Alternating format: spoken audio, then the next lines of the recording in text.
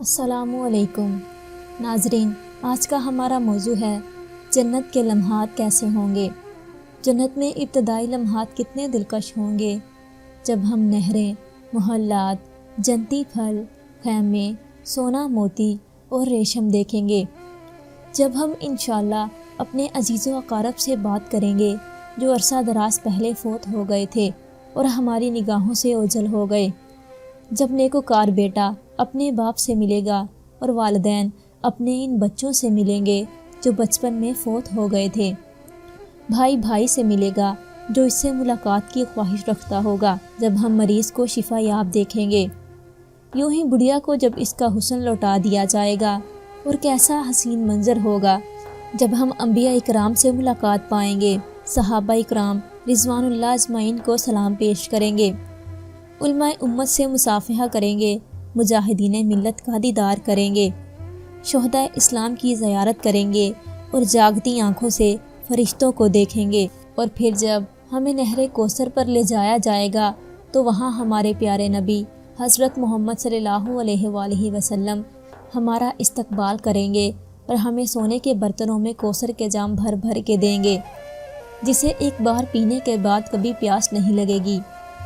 اور ہمیں بتایا جا رہا ہوگا کہ یہ ابوبکر صدیق رضی اللہ تعالیٰ عنہ ہیں، وہ دیکھو وہاں سے عمر رضی اللہ تعالیٰ عنہ آ رہے ہیں، اور وہ باحیا عثمان بن عفان رضی اللہ تعالیٰ عنہ ہیں، اور یہ علی المرتضیٰ رضی اللہ تعالیٰ عنہ ہیں۔ ان کے پہلو میں نوجوان جنت کے سردار حسین رضی اللہ تعالیٰ عنہ ہیں۔ اور ہمیں بتا دیا جائے گا کہ وہ عبداللہ بن عباس رضی اللہ تعالیٰ عنہ ہیں، اور جو اس درخت کے نیچے ہیں وہ خالد بن ولید رضی اللہ تعالیٰ عنہ ہیں، اور یہ کثیر و روایت صحابی حضرت ابو ہریرہ رضی اللہ تعالیٰ عنہ ہیں۔ اور ہمیں دور سے بہت ہی دل نشین آواز میں اذان سنائی دے گی۔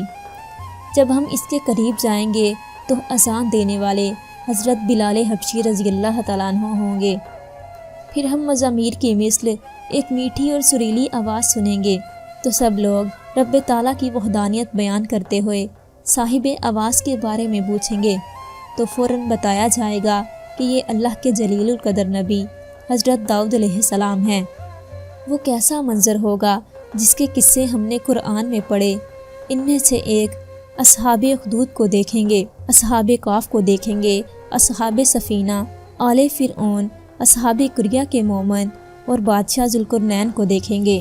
پھر جب ہمیں ہمارا خالق و مالک ارشاد فرمائے گا، اے جنتیو، ہم عرض کریں گے، اے ہمارے رب، ہم تیری خدمت و بندگی میں حاضر ہیں۔ اللہ تعالیٰ فرمائے گا، کیا تمہیں کسی اور چیز کی ضرورت ہے جو میں تمہیں عطا کروں؟ ہم عرض کریں گے، اے ہمارے رب، ہم اس سے بڑھ کر اور کیا مانگے کہ تو نے ہمارے چہروں کو روشن فرمایا، ہمیں جنت میں داخل کیا اور ہمیں جہنم سے نجات بخشی۔ پھر اللہ تعالیٰ اپنے حجاب کو اٹھا دے گا اور ہم دیدار الہی سے مشرف ہوں گے۔ تب ہمیں معلوم پڑے گا کہ جنت کی سب سے عظیم نعمت تو اللہ تعالیٰ کا دیدار ہے۔ دیدار الہی کا منظر کیسا حسین ہوگا جب اللہ تعالیٰ ہمیں فرمائے گا، آج میں نے تم پر اپنی رفع واجب کر دی، اس کے بعد تم پر کبھی غضب نہیں فرماؤں گا۔ جنت میں پہلا لمحہ پہلی رات اور پہلی صبح کتنی حسین اور خوبصورت ہوگی۔ لوگ حساب کتاب سے فارغ ہو گئے، فسادات، قتل و غارت اور ناپسندیدگی امور والے جہاں کو ہم بہت پیچھے چھوڑ آئے۔ مصائب و مشکلات، بڑھاپا، ہڈیوں کی کمزوری، ادویات کی مشقیں، دنیاوی ساز و سامان اور کمر کو جھکانے والی ساری چیزیں یہاں پر ختم ہو گئی۔